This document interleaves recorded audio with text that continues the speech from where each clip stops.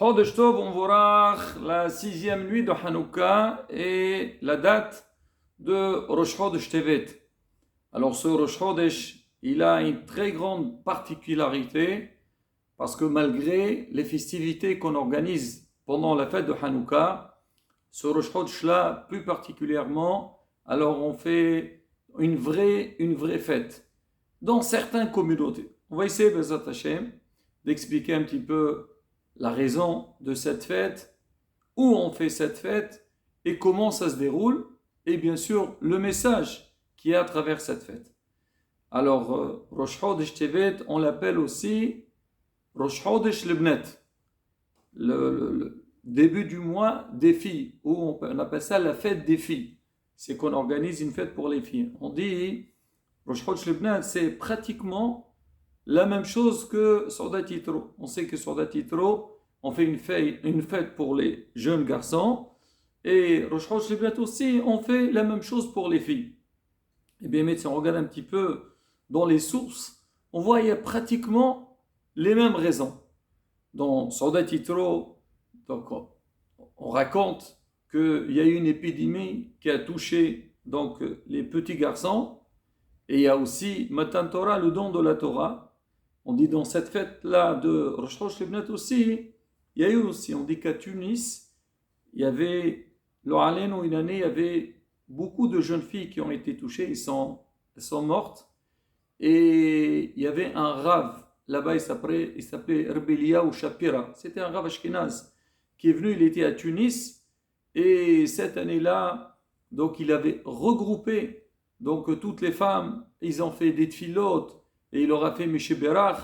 Et après cette cérémonie, ils sont toutes parties au Sefer Torah, ils l'ont embrassé.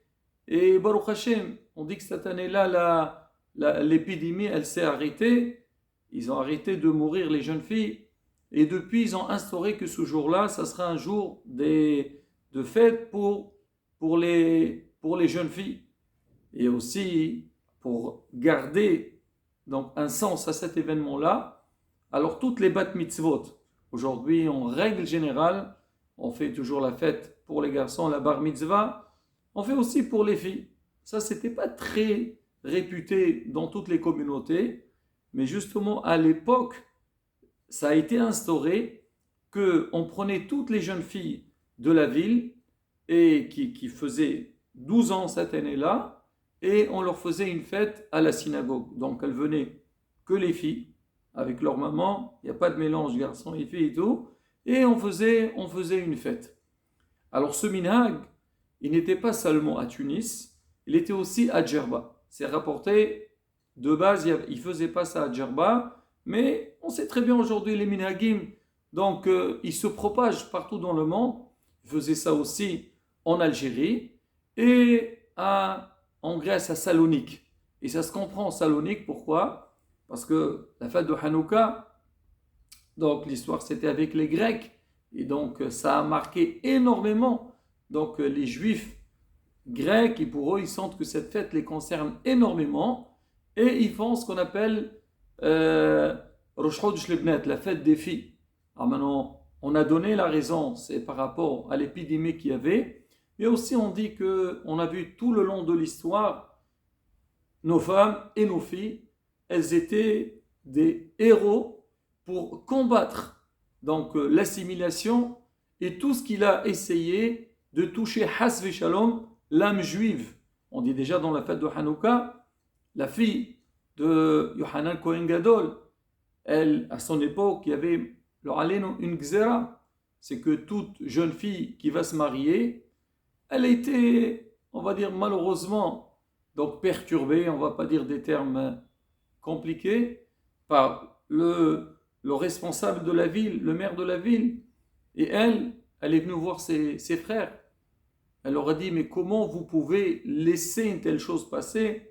Et elle les a vraiment secoués. Et Baruch Hashem, donc ça les a réveillés et ils sont partis en guerre contre les Grecs. Et comme on connaît tous l'histoire donc de Hanouka, donc le déclencheur de cette victoire, ça venait de la part des filles. On raconte d'autres histoires aussi, avec Yehudit, avec d'autres femmes, alors où on voit que la femme, elle avait une place très importante et elles ont énormément aidé les hommes pour garder, comme on dit, la tradition de nos ancêtres. Alors, à Djerba, donc cette fête-là, elle est aussi, elle prend une grande place et on la sent partout, surtout pour les jeunes filles, surtout les filles fiancées. Alors, on sait que à Djerba, il y a un décret qui était décrété depuis longtemps par les rabbinim que le fiancé n'a pas le droit de voir sa fiancée depuis les fiançailles jusqu'au mariage. Mais derrière ça, il y avait quand même un contact. C'était quoi le contact? C'est lui envoyer des cadeaux toutes les fêtes. Voilà, quand il y a la fête de Purim, toutes les fêtes, il envoie des cadeaux, mais surtout, cette fête-là de Rosh Chodesh Lebnet, alors la fille, elle savait que son fiancé va lui envoyer un beau cadeau, on appelle ça le qafa. C'était un couffin dans lequel donc il mettait à l'intérieur donc des habits, des bijoux, chacun par rapport à ses moyens. Et c'est pas seulement ça, ça c'était pour les filles déjà fiancées, mais on disait qu'il y avait une grande ségoula pour les filles qui cherchent à se marier, qui attendent un bon zivou.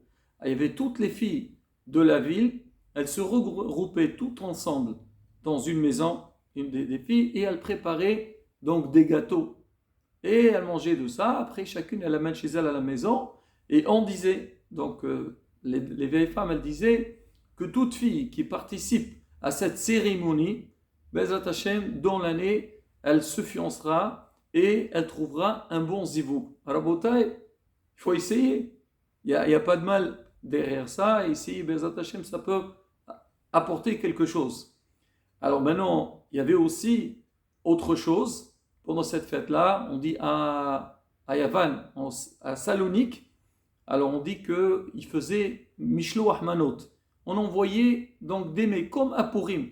Parce qu'en fait, c'est pour commémorer la victoire. C'est vrai, nous on voit la victoire de Purim. On envoie des manotes, des mets les uns aux autres. Alors on dit pareil aussi comme à Hanouka. Donc il y a eu une grande victoire. Donc on fait la même chose. Plus que ça, on dit qu'à Salonique, alors les femmes, elles se demandaient les unes aux autres, pareil aussi pour les jeunes filles, elles se demandaient Mehila comme Yom Kippourim, comme le jour de Kippour. C'est ce qu'on dit toujours. On dit Kippourim, c'est-à-dire le jour de Kippour, il est comme Purim. Donc il y a un certain parallèle entre les deux.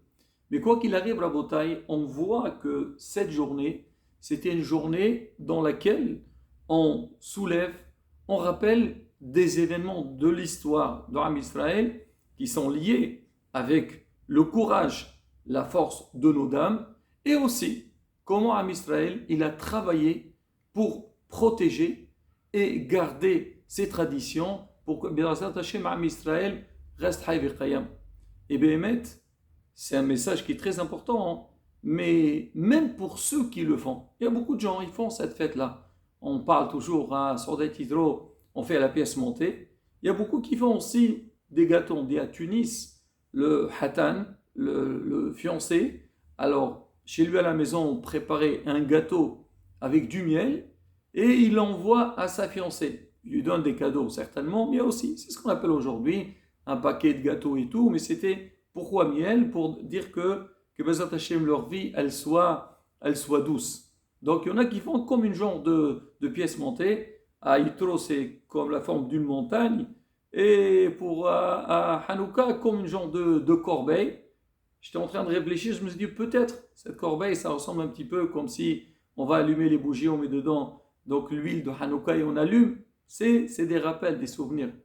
Mais quoi qu'il arrive, Rabotai, ce qui est très important derrière tout ça, c'est vrai, c'est beau de faire donc les traditions, faire des rappels, mais comme on dit le message, c'est que Am Israël, il a été persécuté tout le long de l'histoire. On l'a vu. On a expliqué dans les halachot, Purim, on a voulu, Hazvi Shalom, tuer, exterminer l'âme d'Israël. À Hanouka, on a voulu enlever donc l'âme juive. Alors nous, aujourd'hui, quand on commémore, on célèbre ces événements, il faut qu'il y ait un message derrière.